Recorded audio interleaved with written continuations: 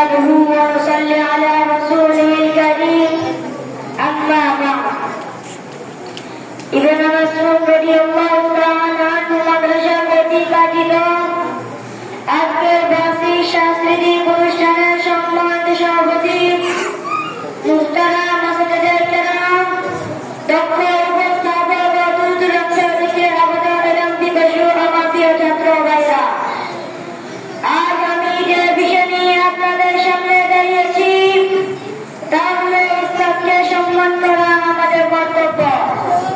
আল্লাহ তৌফিক হলে সে বিষয়ে কিছু আলোচনা করব। হে সম্মানিত ভাইয়েরা, শিক্ষক হলেন জ্ঞানের প্রতীক, প্রত্যবেশক এবং জাতির উন্নতির মূল কারণ। রাসূল সাল্লাল্লাহু আলাইহি ওয়াসাল্লাম বলেছেন, আমি পৃথিবীতে হয়েছি একজন শিক্ষক হিসেবে।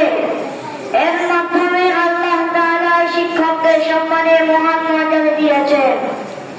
শিক্ষকের প্রতি সম্মান ও শ্রদ্ধা করা উত্তম কাজের একটি বড় দরজা।